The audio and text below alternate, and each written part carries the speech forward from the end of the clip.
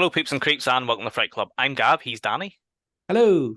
We are the Fright Club NI, and this is a brand new episode of Monday Night Frights. Woo. It's the season 7 Oh my god! finale. How, what the Oh, like we're what? here. We're here. We're finishing our seventh It's the season? The fucking finale. seventh season? And Yes. we've done a lot of ganching. Can I say what we're talking about? No. Oh, okay. A little extended intro for the finale, Sorry, I got excited. just for you guys. Tonight, we're talking about James Wan's incredibly scary and very, very tense and scary The Conjuring.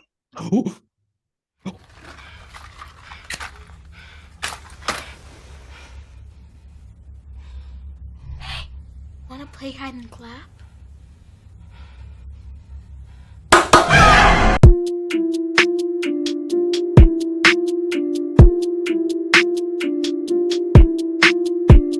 And we're back with episode 7.10, the season 7 finale of Monday Night Frights. Tonight we're talking about a very, very famous horror film, well, modern day horror film.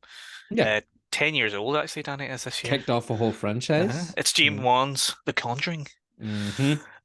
I don't think that I can say The Conjuring without saying James Wan's Conjuring. You're Conjuring. See, the thing for us now, talking about the thing about the Conjuring is when we talk about it now, we refer to it as the Conjuring because one of Una's wee sisters was like, "I'd like to watch that Conjuring movie," and we just fucking lost our shit. So now it's not in our household. It's not the Conjuring or the Conjuring series. It's the Conjuring series. I'm assuming that was just she's a child. She doesn't. Oh yeah, okay. She doesn't understand the context of that word. So yes, it was just an innocent, childish little mispronunciation of Conjuring. But now for us, it's you want to watch the Conjuring, Conjuring 1, Conjuring 2. Yeah, and it's funny because there's a guy in work who, when he says this film, he calls it the Conjuring. The Conjuring. The Conjuring, yeah. Is the emphasis on the con or the juring? The Conjuring. Conjuring. So, yeah. But yeah, so we are talking about this film this week because it's 10 years old. This is the 10th anniversary of it, which is crazy. Mental. That is mad, yeah. And yes, it did sort of kick off a whole sort of universe called the Conjuring universe. Funny enough, clever title. We're also talking about it because it's the first time I have ever seen it. I know, which I mean, what's going on? Something that I've seen and I've not seen. You haven't? What's happening? What kind of parallel world have we fallen into? Well, I'll get to the reason why I haven't watched it in a bit. But if you haven't seen the film, a quick sort of plot description is that it's based. First of all, it's based on the files of Ed and Lorraine, and Lorraine Warren, played by Patrick Wilson and Vera Farmiga, who are paranormal investigators who are called to the house of the Perrin family after they experience some hunting paranormal disturbances. Disturbances, I think, is the word to say. They have a malevolent spirit in their house, the new house that they've moved into. So it is a bit sort of, reminiscent of the Amityville Horror. And the reason why that is because that film was based on a book, and that book was based on Ed and Lorraine Warren's files. So there's a lot of symmetry between the two. Yeah, there's Amityville Horror is obviously the big link, and it does actually have real world connections to Amityville. But I also thought there's a lot of Poltergeist in here too for me. Yeah, of course. Yeah, Poltergeist I think was heavily based on the Amityville Horror idea as well. Sort of took from that. So it kind of all goes back to Ed and Lorraine Warren. So yeah, this was the first time that I had seen it. The budget was 20 million. Damn saucy numbers. You love this. You love Give us those figures. Figure me good. Do you want to take a guess at what it made? It was very successful. I'm going to say like triple that. Four times that. Way more than that. Five times that. Way more. 10? 20 times?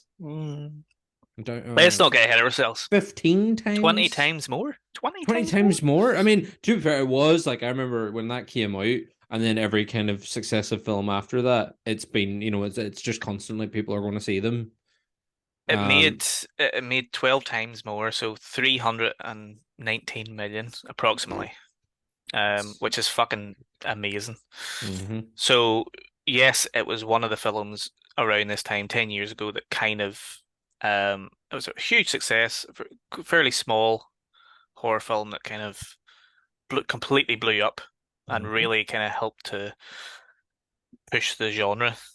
Not for its originality or anything, but just in terms of box office and people, it was people went out to see it, Yeah. which, isn't always the way with horror films, which is a shame. It's kind of more of a niche audience, but this one, for some reason, just landed really well, and a lot of Mhm. people went out to see it. Do you know anything about the Warrens? Did you know anything about the Warrens before you Um, watched it? I knew I knew of cases that they had investigated or were somehow associated with, but I never actually realized that they were the common link between a Hmm. lot of different like paranormal stories until I watched this. And then after watching it, because it wasn't until the first time I watched it, I didn't actually realize. Obviously, it says at the start, based on a true story and all that, and I'm kind of Hmm. like, is that the Meh, is horror it really? tropey thing? Yeah. But then at the end, during the credits, they do the side by side photos of the real Warrens and then those acting them, and then the real family and those acting them. And I was kind of like, okay, that's actually quite interesting that they've got the photos and stuff there. So I went and did a bit of investigating. And obviously, that sends you down the Annabelle rabbit hole because the Mm. doll's still available to see in a box and stuff. And yeah, like yeah, that's where I kind of went on, and it's interesting to see how much obviously the three main Conjuring films focus heavily on Ed and Lorraine, and then all the other spin-offs like Annabelle, the Nun, the Lorna,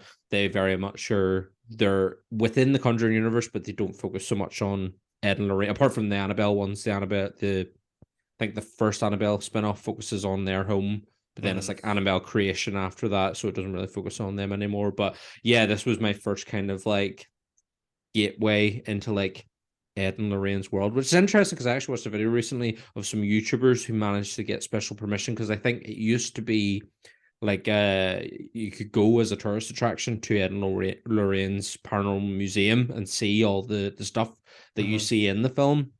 But I think now you can only go by appointment. And I watched a YouTube video recently where some fellas actually go and spend the night in the museum and experience some spooky stuff. So it's interesting to see that there's still such a hype for Ed and Lorraine's sort of Yeah. I paranormal mean, world. there's a fourth film coming out as well. Now they've Mm-hmm. announced The Conjuring 4. Because But what is it? obviously, It's the Nun 2's next, yeah, The and Nun then 2 is coming out as well. So obviously now they're looking at these films and going, right, we don't need to focus on the Warrens so much now. We know that they've launched into the genre with these titles. They can kind of expand and spread the love and all that good shit. yeah, are they Um, as good? I would say not. The spin-offs I found that the main Conjuring 1 2 great, 3 meh. mate, I And haven't then a fucking notion. there's that many now. But I've yeah, I mean seen the fact that you've now started uh, one I've seen Annabelle, um, and that's the only one that I've seen. prior, yeah, I don't think I've seen one of there's Annabelle Creation and Annabelle Comes Home. Is that right? something like that. Yeah, I haven't seen them I ones don't either think yet. maybe I've seen one of them as well, but other than that, I haven't seen any of the Conjuring universe. Whenever this film came out in 2013, I don't know why, but like I haven't seen Insidious either. Um, but I just didn't have any. I have no intention of watching it. I don't know why. I just don't know why. Again, the And Insidious movies, I think like this are quite like start very strong, but as it yeah, starts to franchise out, it gets a bit watery, But that new one's supposed to be, I've heard it's quite good. I mm, haven't seen it, Red Door. I haven't actually watched it yet, so must give that a go. yeah. I think as it got more popular as well, it only put me off. So as it was making Mm. lots of money, rather than me going, "Oh, this must be good. I'm going to go and see it," I was like, "Meh, whatever." And I think I don't know where I was at mentally at the time, but I didn't really have any plans to watch it. And oh, Popcorn horror? Are I they don't know. I don't not? know. No, man, I love my popcorn horror. Like I don't even understand. I don't know if I would call this popcorn horror or not. But as the years passed, I think as the universe built and built and built, I was always like, oh, I'm not going to watch this until I watch The Conjuring. and I just kept putting it off, and finally, 10 years later, I mean, come on, it takes me a You're decade. here. I'm You're here, here. and You've I made tell it. you what, I am here for it. I will say that, but Good. I will now. I've been planning on doing it for a while, and I've said to a few of our horror friends that I'm going to try and get through the Conjuring universe. So this is the start of it. It was directed by James Wan, who we've spoke about before. Mm-hmm. We've Malignant. We did a Yep. video on Malignant. I'll put the link in the description below, and we also did Saw. Yes. Which Saw 10 is coming out next Yeah. month. Who'd Excited for that too. who'd have thought we needed another Saw? But Crazy, I again, I'm know. gonna watch as again another franchise that as it went on, I was like, I'm checking out now. Yeah, it's you can sort of check out by the third one really. Yeah. But this one is set between one and two, and the Hmm. return of Jigsaw, Tobin Bell as Jigsaw, so it's interesting to see where they go with that. But this was written by Chad and Kerry Hayes,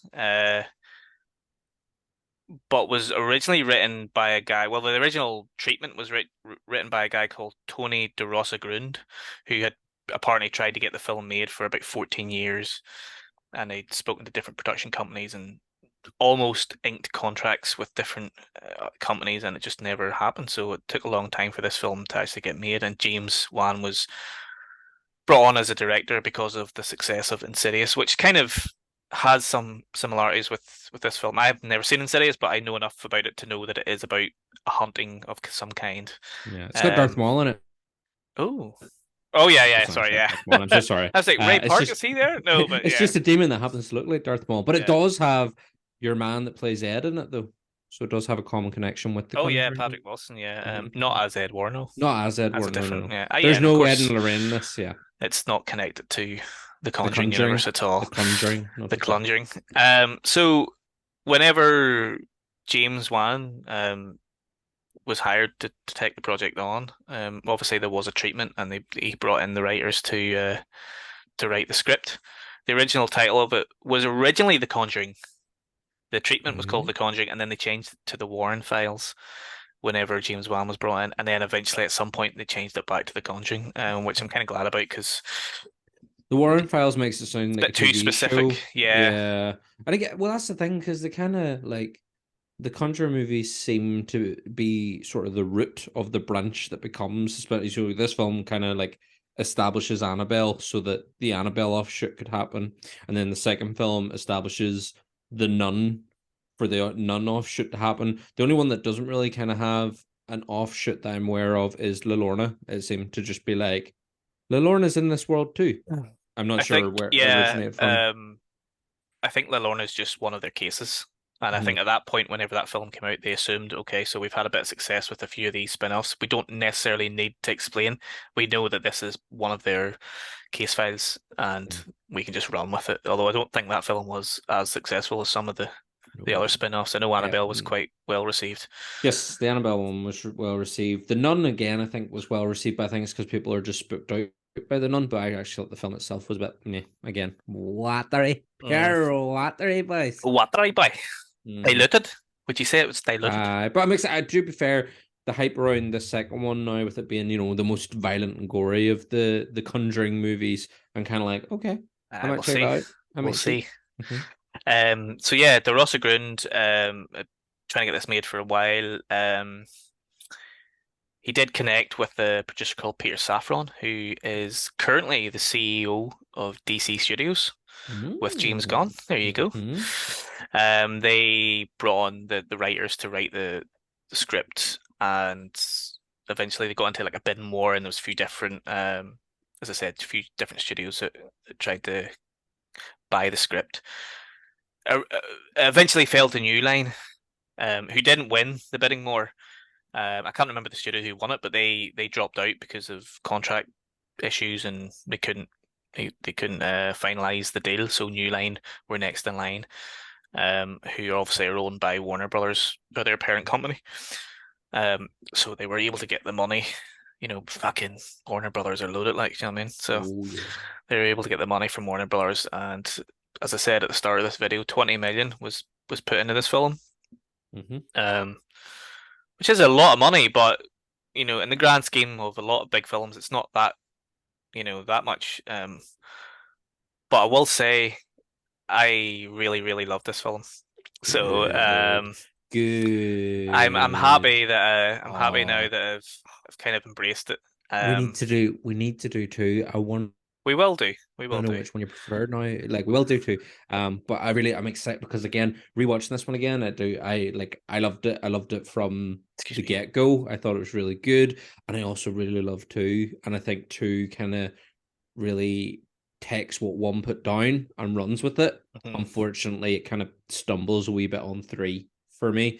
But yeah, this movie's great. Like, there's obviously we've already kind of talked about some of the influences that we see in it. But I just love that, it's got real kind of like callbacks, homages to Tribute. like horror films that have come before, but the fact that it's kind of based in this like paranormal reality as well. Mhm. Really interesting sort of tech. And I just love there's really nice wee sort of moments throughout it. It very much sets itself in a time through, its use of props and the way the characters talk and the music as well. So yeah, I have a lot of time for the Al Conjuring Mhm. like. Yeah, obviously it's set in 1971, and I think that um we love we love 70s movies, obviously, Mhm. or 70s set movies. Yep. Just that whole time period's just fucking amazing. But I will say sometimes films they don't always get it right. They go too far. They push the, oh, it was the 70s. Everyone had sideburns. Yeah. Everyone's wearing flares, or everyone's wearing a Black Sabbath or Led Zeppelin t-shirt or something like that. Well, 1971 actually. Aye, there that would have been right. But they don't push it over the top, so it No. doesn't feel like, I a think costume drama. You there's know, one s- scene. there is a few obviously, There but I mean, just there's a in couple of general. bits, but it's mostly in dialogue. There's the one scene where I was like, and it's where the eldest daughter is kind of flirting with the boy who's like Oh, set up the mics and yeah, yeah. cameras and stuff. And he's showing her the UV light, and he's like, "Put your hand on the table and lift up, and you can see the UV light. You can see the things that can't be seen by the naked eye." And he's like, "It's pretty groovy," and she's like, "Far out." And I Aye. was like, "Fuck up." But it was the 70s. That's It the was way people spoke that back was there, the Danny. style at the time.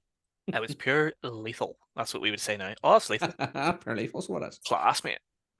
Yeah, so no, yes, of course, that's a wee bit it's a wee bit naff, like, but I think that overall, from Yes, the opening, obviously the opening segment is the Annabelle, yes. introduces Annabelle and explains that whole thing. But I I think forgot like how quickly it kind of throws that at you because it kind mm, of started, and then it was like, did we miss a bit? Did we miss it? She was like, I'm pretty sure it's not something before this. I went, no, this is the start of the film. It just fucking throws Annabelle at you hard, yeah, but and uh, that's just a way to introduce the Warrens. oh yeah, So obviously the Annabelle film spin-off came out afterwards. So yes. I was watching it going, oh, hang on, I know about Annabelle. I've seen Annabelle. This is Annabelle in the Conjuring film. It's kind of what you just said there, like straight into it, and I was kind of like, all right, but this is Annabelle's not a big deal in the film. Now Mhm. she She does does make a wee later appearance on. later Yeah, on. there's a scene or two later on that kind of involves Spooky, the a spooky house. spooky scene Yeah, later on with Annabelle. but Yeah. the start is just them introducing Annabelle and introducing just a device to introduce the Warrens and to the audience. And I just think just the way that it's filmed and put together and the look of the film and whenever the family first come to the house. Now, a family moving into a new house at the start of the film is very formulaic. It's not original. It happens in lots of films. But I just liked it, man. I liked the way. Yeah, the music was playing, and it was a good vibe to it. It just had a real good feel to it, and Mhm. I, I think is what they're playing Time of the Season by the Zombies whenever they're yeah, first yeah, moving into the house. And it's just again, it puts you right in that moment. it And it's does, just yeah. like, yeah, this is we're kicking this off right. And I think we have mentioned this before in previous episodes. If there's one thing we love, or certainly I do, I'm pretty sure you're the same as in horror films, we love a good big spooky house. Like, Oh yeah. And this house has it in stacks. Like yeah, I mean, James Wan loves a good big spooky house. Hmm. Like spooky houses appear in a lot of his films. You know, the main location in a lot of his films, and there's a reason for that because so much you can do with a house. Like Hmm. and obviously it was a set that they built and all, but man, it's just so much you can do in that location. There is some absolutely lovely camera techniques and movements throughout this film. And again, like I said, it only gets built on for two. And Mm, I love it. There's a lovely shot. That shot after they first kind of all the spooky stuff starts to kind of go down and the family kind of first run out the house and the camera does this big pullback, so you get a big wide at the front of the house, and again, it's that kind of setting up the house as like this big evil imposing presence, and we've seen it done back way before with the like Amityville and with Evil Dead, with the and just yeah, establishing the location as a big fucking source of evil. And not just that, you then flip to the back of the house and you get the camera pulling away from the back of the house and you get the big fucking gnarly hanging tree, and it's just you're immersed within this location, this spooky fucking location. I hmm love it so There's just much. something about a big spooky house that's needs a bit of refurbishment. It's not Mhm. it's It's sort of not perfect. dirty walls, and Mhm. wooden And there's a hidden floors. basement. There's always a Of fucking hidden course, there's basement. There always a has to be hidden a hidden cellar basement. or something. Hmm. But the wooden floors, like I love Foley. I love that sound Oh of well, I just mean, people. we talked Um, about that earlier in the season about mhm. sound of footsteps and all. And yeah, this one, the use of sound in this as Ah, well. brilliant, man. Footsteps and the The clapping clap, yeah. again. It's So I obviously have seen loads of clips and images from the film, so I kind of knew what to expect a little bit. I'd seen the clapping part and I'd seen bits and bobs and the demon and all that stuff. There was still, man, there was at least two parts in this where I jumped. yeah. Um, I'm not a massive fan of jump scares, Mhm. and the film isn't full of jump scares. There's a few things, especially towards the end, there's a few jump scares, but in general, it's kind of set up really slow build, really tense. The acting's very, very good. The Mhm. kids are phenomenal, I thought, in this. Yep. And the one girl, and we'll get to it in a wee bit. I don't want to jump ahead too far, but there was one scene, and we'll get to it, and man, I was like this. Like I actually got off the sofa and was like, I need a wee second here because I was fucking petrified. It was terrifying, man. But I love the sound, as you're right. The sound is very important to this film. It was shot by a guy called John Leonetti, who has shot some of his other films, Dead Silence and Insidious as well. I did feel like this felt a bit different the way it was shot. I don't know if that was a specific thing that James wanted to do, but the camera movements in this film are phenomenal, and they really take you into the. You spoke there about the camera shot that comes out. But when you're in the house and you're going through doors, I absolutely loved it. Though every time they opened the door, the camera went in with the door, Mhm. and you were experiencing what they were experiencing. Not POV or anything like that, but Yeah. the Well, cameras some the camera there's stopped and moved as you were going in the door, and for me, that was really disturbing. Like there's some nice there is some nice POVs in this though, which mm, again, Evil Dead esque. Anytime there's kind of a POV shot, it's almost from the point of view of the spirit or of mhm, the demon. Towards the end, whenever well, again jumping ahead here, but whenever the man is possessed and she turns upside down and the camera is mm. upside down the roof looking at Ed and Lorraine and the gang in the basement, and I was just like, yeah, like this is yeah, it's just Yeah, there was tasty. there was a few times where the camera flipped, and sometimes I think that's a wee bit gimmicky. They do it a few times. I think James Wan's done that a few times in other films as Mhm. well. He definitely did it in Malignant. Um, Aye. I'm pretty sure he did. He's done it in some of his other films, but in this one, it kind of worked. He didn't do it too often. I think that was a good one that you mentioned there. He definitely does it earlier on when they're going up the stairs. There's a moment where the camera flips underneath the stairs almost and appears at the Ah, top. But it was a lovely, very artistic shot. And I'm glad he didn't do it too much because that can get a wee bit gimmicky. But man, just when every time they went into a room, just I was like, fuck. I could physically feel myself being like, what the fuck is going to happen now? So that was very effective. I did watch it quite late. It was, it was quite late on in the night, which Didn't help. probably added to my anxiety as I was Mm-hmm. watching it. Yeah. But yeah, no, loved the camera movement and everything like that. So, um, Can I talk well, about? Can I talk? Because I've already made a right. mention to time of the season, the zombies time of Yes, the yes. season. This film has some like really nice needle drops. Hmm. You get the Bee Gees, you get a bit of Elvis. Again, all music that's very of its time. But there's one track that is not of that time, and it's by a band. It's a song called "In the Room Where You Sleep," and it's by a band called Dead Man's Bones. Hmm. Do you know who is in the band Dead Man's Bones? Should I know this? Probably not, Was because it? I didn't know it. I didn't know it because we were sitting watching it, and Una goes, "Oh, that's that That's band. is That's it that the band." And I was like, "What are you talking about?" And she was like, "That's that band. That's Ryan Gosling's band." And I was like, "What?" And she's like, "That's." Oh, I'm near 100% sure that's Ryan Gosling's band. So I looked up, and sure enough, Dead Man's Bones, Ryan Gosling. that's What the Ken's fuck? that's That's Ken's Ken's band. band. Yeah, it's in the The Conjuring. Kenergy is fucking That's off the chain. that is my fucking And random is he fact the for the singer or day. is he the musician I or think he's the singer of it, yeah. But yeah, right? Cool. and it was just like, yeah, that's Ryan Gosling's band. And I was like, Ryan Gosling has a band, and that band has a song featured in the movie The Conjuring. What? Yep. There you go. I did not know Yeah. that. There you We factoid.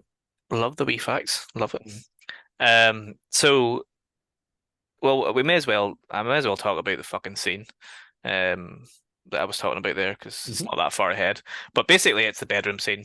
It's the first. I think it's the first. Which one? There's a few. Well, it's the first big scare. So I can't remember who the girl is. It's not the older daughter. She was in that film, The Kissing Booth and all. Is that the one you're talking It's the wee about? girl. Yes, she's Yes, got like the quite. middle daughter, She's short like the second. hair. Yeah, short hair. Yes. It's not Nancy. What's her name? I can't remember her name. Anyway, yes, she keeps getting pulled off the bed, and she thinks it's her sister Nancy who is in the bed beside her, or the next bed. And they've sort of teased that once, at least once, maybe twice. And up until this point, we've heard like thudding and creaking and a few little things. Nothing we haven't seen in major. There's nothing sort of really, really major has happened. Well, no, one major thing happened, and it's the Well, one that well, always I, upsets us. Danny, I didn't want to talk about it. It always upsets us. Now, Any horror movie, this is the one yes, now, folks. yes, If you it haven't is. seen The Conjuring, one, spoiler, turn away now. Two, if you're still here, the dog dies. The dog dies. The The dog dog dies very dies. early. Now you don't see it. You You see don't the see it happen, they just come you across the see wee a dog dead. lifeless dog corpse, not close up, so it's No, okay. it's all right. But But it's still very sad. I was very upset, and Sadie was the name of the dog, and Sadie knew. Yeah. Sadie did not go into the house She don't want to go in that house. because fucking dogs know, man. Mm-hmm. Dogs know, and dogs they should have knew straight away. Hang on, why is Sadie Dog not don't coming want in? in the house. We shouldn't go in here. And then the next morning, they were only in the house one night. The next morning, they go out and Sadie's dead out the back. Which they don't really investigate, which was a bit strange. They just kind Yeah, of they were think, just kind of it's like, just well, dead. dog's dead. Yeah, they're not even like, did one of the neighbors do this? Is there somebody Yeah. around How here? did Is it there die? wild How a did it? Yeah. bear? Yep. So anyway, so yes, that was the first. I didn't really want to mention that. That was the first big trauma. But this Yeah. one I'm about to say is the first kind of big scare and the first real tense moment Mhm. is whenever she gets pulled out of the bed and she's starting to freak out and she's really starting to, oh my God, something's happening here. And then she starts to cry. And then she looks at the corner of the door and the door just opens the tiniest bit. Now it's pure darkness. And she starts, man, I'm getting goosebumps. That kid is an amazing actor, and the way she delivers those lines is Mhm. fucking terrifying. And she's just like she starts to get very emotional. And then her little sister, what's going on? What's going on? And she says, "Do you see it?" And I fucking man, I was like, "What?" She was Mhm. like, "Do you see?" I think maybe I'm not saying the exact line of dialogue there, Yeah, but it's but something it's along those lines. Do you see it? It's staring right at us. Man, I was like, I almost turned it off. I was like, I I can't can't watch see this. shit. Yeah. It's the bit Just even it's the the way lead she up to delivers the that and lines. all as well. Like when she's kind of like looking in under the bed and all, and you kind of expect you're waiting, you're like, something's going to be under that fucking bed, and then it's not. It seems all right, and then as you say, she kind of sits up and looks behind the door as it's slowly Yeah. cracking open that wee touch, just a wee Uh-huh, touch, uh-huh. but enough for So you just to see this immense blackness behind it. yeah. Oh, So the shot under the bed was turned me hmm because usually when they do that whole looking under the bed, you sort of expect a jump scare. Now this is what I loved about the film. You do, as I mentioned, there is quite a few jump scares later on, but you're expecting a jump scare. You're sort of like he sort of teases it and leans in. You think, oh, there's going to be something here, and then he pulls back again. And I love that because you're just like, fuck you for fucking getting me. I thought hmm you were going to get me, and then you didn't, which means you're going to get me better You know whenever it what? eventually comes. You know what was even more beautiful about that? He fucking finishes the film with it too. He fucking gets you at the Oh yeah, very end as I well, know. which again, because that's even in that moment, we've watched The Conjuring a couple of times because we do love it. And every time we get to the end, Anne always seems to forget that there isn't a jump scare at the end. So she's just waiting, like, ooh. And I'm like, we know that nothing happens. And You she's like, I think know, but I because I still was the get so same. excited for it. Yeah. Because I was waiting for that. I was like, oh, they're gonna, it's gonna do the whole fucking, Sinister thing where there's a hmm jump scare at the end of Sinister, and it's gonna be that, but no. But yeah, so I love that he just teases you, and you think, oh, there's gonna be something here, and it was just played out really well, and the little girl in it was fantastic, and she comes back up in the camera because actually the camera turns like that, and it comes back up again, and then she's like, "Do you see it?" And I just that was for me that was the scariest scene of the whole film. hmm Forget about the demon exorcism thing at the end. I mean, that was kind of scary, but this was the real scary Well, that's it scene of because we it never all. actually bar the door opening and then slamming. We see nothing. Like we don't actually see anything. Yeah, There's nothing to it. the Whereas every scary, other scare after, we kind of see something, or yeah. demon or scary ghost boy or There's whatever. a it's scary because she's so terrified, and she says, "Do hmm you see it? It's staring right at us," and that just got me. And then yeah, we get the slam of the door, and she starts crying, and obviously they turn on the light and all, and it's grand. But Jesus, man, that was really scary. It's even after that when she's sort of saying, they're like, "What's happened? What's happened?" And she's like, "Did you not hear it?" He said to me, and they were like, what did he say?" The And he's like, whispers, "Oh, yeah, yeah, I'm gonna kill you. I'm gonna get her. I'm gonna kill your whole family." And it's just like, fuck, yeah. yeah. hmm That's the scariest scene in the whole film. There is another couple of really nice scenes later on. I love that scene.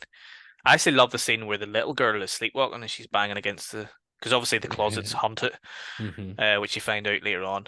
Well, it's not even the closet; it's behind the Well, closet. yeah, it's like it's Narnia hmm basically. That's pretty much, yeah. Except really shite Narnia It's because you just go and do a bit of drywall. Mr. What's it? Mr. Mr. Tumnus, is it? Tumnus. He's fucking Yeah. hype. Wee goat boy. So anyway, she's banging off the thing, and which that was really creepy and sort of disquieting as well. I was like, this is just creepy.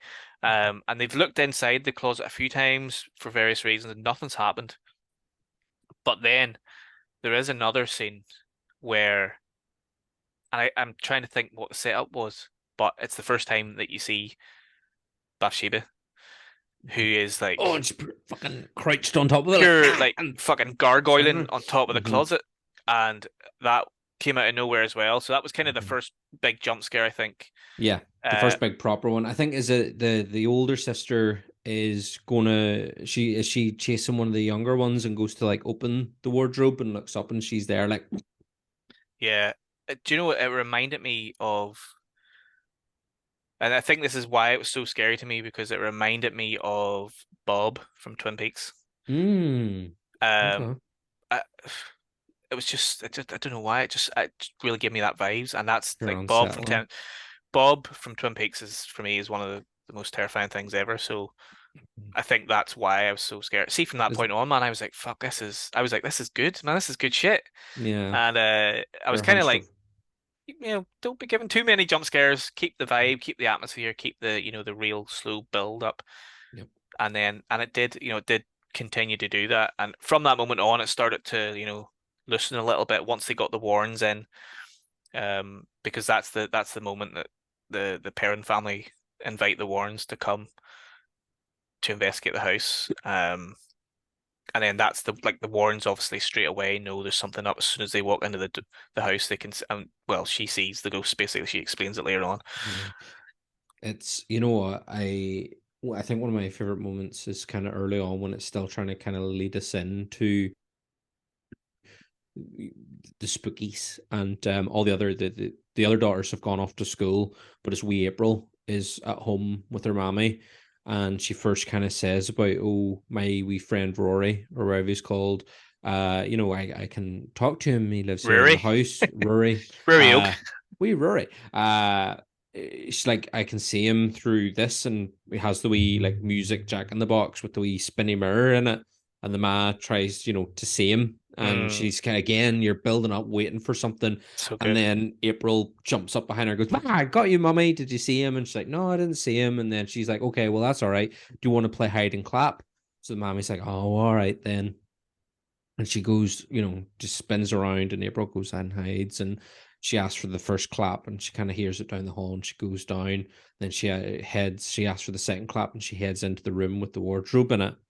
And then, she kind of hears a shuffling in the wardrobe. So she goes to go in there, starts feeling around in it, but then pulls her blindfold off when she realizes there's nothing. She's digging through a bit more, but it's that wee moment before she goes digging through the wardrobe, and she asks for the second clap, and you just see the wardrobe doors open, and the wee pair, again, just out of focus, so you can see it, but also you're a bit like, is it there? And just the two wee hands coming out between the clothes, and just I just really like that wee bit where the ma's in Yeah. focus, and just behind her out of focus is the open wardrobe, and two wee hands coming out and giving a wee clap. And then obviously you find out later that wee Rory's been like Mm-hmm. hiding in behind the wardrobe, and all his wee toys and stuff are in there. And then a fucking spooky noose.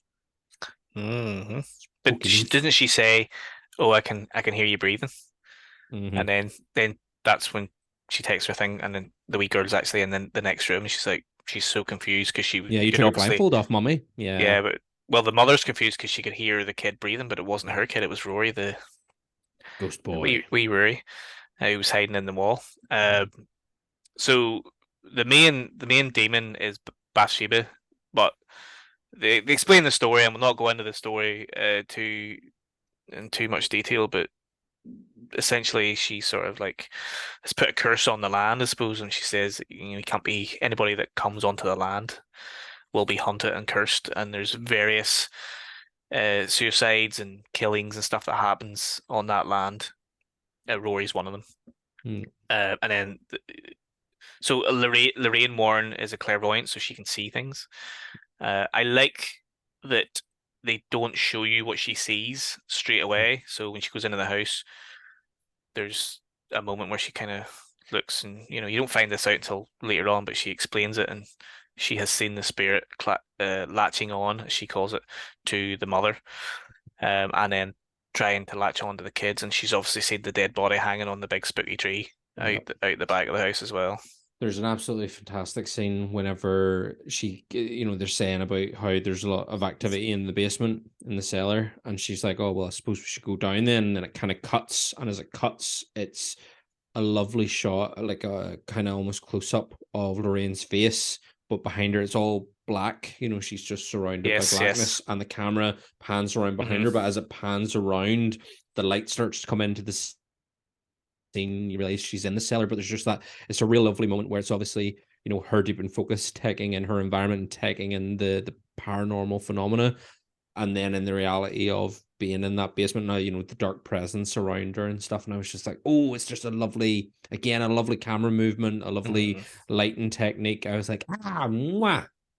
Yeah, I mean, uh, I think it's really well written. It's a really well written film. I'm just going to reiterate again. I think that the success of the film boils down very much to the sound, but the camera movements are just phenomenal. And obviously all the actors are very good as well. It's a combination of different things, but um, a couple of other scenes that were really good. You briefly spoke about the clapping scene. That Mhm. kind of takes up a good chunk of the first half because the kids go and they play the clap game, and then the mother goes down to the basement just before she becomes possessed, I suppose. She's had the bruises and stuff, but She she goes fucking to balls down that basement. She goes down a clatter. She does. Why, she goes down But an absolute clapper. she's going down and she can hear noise and stuff, and then she creeps back up and she's got the light, and then that's when you get that very famous scene that's always shown everywhere, the clap behind her, which is a great scene. And the wee Um, fucking match goes out I and all. know.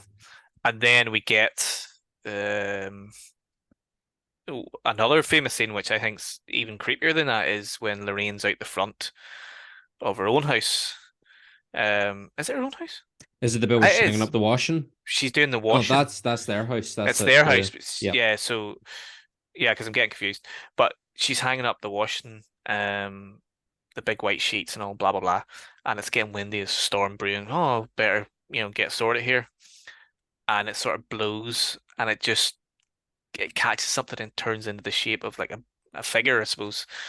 That fucking got me as well. Now I've seen that before. I've seen it in GIF form and clips of it and stuff. So, but I'd forgotten. So I was like, oh, and then it blows off up to the window, and just as it blows off to the window, she sees like a vision in the window, and she runs up, and that's whenever the But mother. she was poking into What's the ma's mouth. what's the mother called? I can't remember. I can't remember. Uh, She's the ma. But she's the yeah, Ma but she Perron, was yeah. But she was pure poking, dirty, rancid, and that icky goo in her mouth. yeah. So you see Bathsheba on top of the closet earlier, but it's really quick. Like you don't really see anything, and then this is the second time that you sort of see the demon kind of up close because Lily Taylor plays the mother, Ma Perron, and she's lying and she starts screaming. So she wakens up and screaming, and Bathsheba just comes which was a lovely that she sort of sliding into your DMs, mate, into the camera, and you only see sort of half the face, but then she starts poking into her mouth, and then when Lorraine comes back up, the mother's just sort of being sick into the toilet, and she's like, "Oh, I'm unwell, I'm okay," like, but that's the moment she becomes fully possessed. Yeah. I Uh, love there's the bit later on, all these instances of Bathsheba are, yeah, as you say, really quick flashes, like nothing too prolonged. But it's the bit later when they're doing their exorcism and they've got her covered in a sheet and the sheet rips and you mm, see my parents' face, but then it quickly changes and we get a real kind of lingering shot of Bathsheba's face. And I'm like, I love, again, there's kind of something Evil Dead-y about it. She's sort of mocking them and staring at them. She's got the big evil eyes and stuff. And again, the practical effects make up there too is just yeah, the effects in it's fantastic. All the effects, like just not the makeup, but just sort of special effects in general, like the scene where the girl gets dragged by her hair. That's really nice because that's whenever the investigating team are all in the room and they've set up the cameras, they're just about to start, or maybe they have already started, and kind of similar to Poltergeist, where they bring in the team as well, as the cameraman and the sound operator and all that, people picking up, sounds here and there and drops and goofy policeman. There's a temperature. Yeah, of course, there has to be goofy a policeman. non-believer. But that's a great scene because, again, one of quite a famous scene in the film. They've just experienced something scary, and you sort of think, okay, that's it. But then you see the girl's hair starting to rise up. Staticky. It looks like it's static, and then next thing the whole fucking thing gets yanked. And she gets yanked and she's getting pulled around the room, and that's a nice scene as well, man. But go back to Bathsheba. Bathsheba's played by Joseph Bishara, he did the score. He's done the score for quite a few of James Wan's films. Famously, he played Darth Maul in Insidious. So he's the guy that plays the demon in Insidious as well, and he also did the score for Insidious. So I mean, very accomplished musician. The score's fantastic, very spooky, and he's a bit of a scary man. I'm sure he's lovely in real life. He's scary, but he looks fucking scary with the makeup on. Terrifying looking. What about the only bit? We said that the effects are great. Like the whole way through this film, the effects are class. The only bit where the effects, I was a bit like, is at the end when Ma Perrin is stepping out into the sunlight and all her like bruises just fade away. I was like, fuck up. That's not how bruising works. That's not how bruising works at all. It would have been more realistic if it had just, took her a few weeks. There a wee while. The one was being battered around the place in that basement when she was being exercised. There's no way them bruises would have just faded away, because that's how I turned down and I went, "Oh, she just need a wee bit of vitamin D." Sake, that's all. The film ruined. Yeah, that's the whole thing. That was a 4-star. Now it's only a 1-star. Nah, I mean you can take that. You take that as whatever. It's not a big Exactly. deal. But I It's do not a big like. deal. If I'm nitpick, it's a Yeah, nitpicky it's a thing. But it nitpick. was just one way thing where I was like, silly. I will say that the film ends. It is a scary film. Hmm. It's a lot more terrifying than something like Poltergeist or even the Amityville Horror. I mean, it's been a few years since I've seen that, but it's scarier than that as well, I think. But the end is very satisfying. The way it ends, and I mean after the exorcism. It's a very Spielbergian type moment It where is. everyone's, the family's outside and they're all hugging, and then the Warrens come out and they're all like, "Oh, finally it's over," and they all look at And each other. April comes up with the fucking locket for Yeah, Lorraine, which again, that you know what, I really like that. There's that kind of moment of the ones have to get personally invested because the spirit is now latched onto Lorraine through this locket, and because the daughter has the other locket that joins with it, the spirit's now in their house, and you see the spirit with fucking the Annabelle doll in Annabelle. that Yeah. rocking chair. That bit, like, that's another bit that gets me in that fucking rocking chair getting fucked at the door after Well, Ed. yeah. Well, I wanted to bring that up as well, because I loved the Spielbergian end to it, where it was all like, oh, happy families, and they all look at each other and they all sort of nod, and it just, and then the score kind of comes up, it's all kind of spooky score, and then it's like a very nice uplifting end to it. But I will say, I also really loved the family dynamic, and I suppose the maternal dynamic, that Lorraine Warren is a mother too, and Mm-hmm. her child, similar age to one of the girls of the Perron family. Um, and they could easily have just not had that part of the story. But I think that the fact that they focused in on her being a parent and her Yeah. having this child Well, isn't really, that the thing really about added. what like Ma Perrin sort of says to Ed and Lorraine when she's trying to get them to come and investigate, and Ed's kind of like, Mhm. "Nah, we don't really do that." Lorraine sort of, we're getting out of it, and she's like, what if it was your daughter?" And that's sort of what makes Lorraine come out, because I think Ed says, "Did you not say to Da Perrin, like, it's the reason we're here is because of Lorraine?" Mhm. It takes a bit Yeah, of her each time, and one of the last yeah. times it took a big bit. That again, that's a really nice exchange between Ed and the dad as well. Whenever they're sort of like working over the car and stuff, it's just a Mhm. nice wee moment between them two. Yeah. No, I like that they tapped into their idea of being parents as well. So did you know Lorraine Warren's in this? Yes, she's in that kind of university, the The lecture lecture scene. room, yeah. Hmm. So she was obviously a part of the consultant team. Obviously, she gave the go ahead and she was a part of the research, obviously, and she was being interviewed by, the writers, the Hayes siblings who wrote the script, interviewed them, and I think Patrick Wilson and Vera Farmiga had sit down interviews with her as well. But it was nice, yeah, it was nice to see her in the lecture room. And she was very much a part of the consultant team as it was being filmed. I mean, obviously, you know, you have to take a lot of this with a pinch of salt. It's Dramatic based, license. yeah, it's based on a true story. Um, but I think a lot of what happened in the house, they just they made it up. They made quite a lot of that up. But uh, the oldest daughter, Andrea Perron, I think her name is, did publish a book Mhm. 2 years before the film came out. The book is called Child of Darkness. No, sorry, House of Darkness, House of Light. I only said Child of Darkness, Child of Light because there was a film that I just happened to notice before we were about to record with the same title. And it was very similar. And I was like, Hmm. oh, that's really spooky. I just watched this last night, and that was based on the book. So her autobiography type thing, or her book about the events, was called House of Darkness, House of Light. And she sort of what she wrote in the book is quite similar. Obviously, again, they have creative license with the film.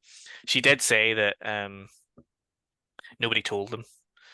When they moved in, this was a spooky house. There was no history. This is back in the early 70s. There was no sort of Yeah, they didn't you have to just disclose. bought a house, yeah. And I think in Rhode Island, I think it was set in Rhode Island, isn't it? The laws of that state you, mean that you don't have to disclose the history of the house, which is very weird, Yeah. America. But she did say in her book apparently that when the family was given the keys, the person that gave them the keys at the door said, "Keep the light on at night." Spooky shit, spooky shit. But yeah, the Perron family supported her release of the book, and I think they supported the release of the film. Although they won't think they were consultants or anything like that, but Mhm. they did support it, so which is always nice to see. Yeah. But yeah, I'm quite eager now to see the second film.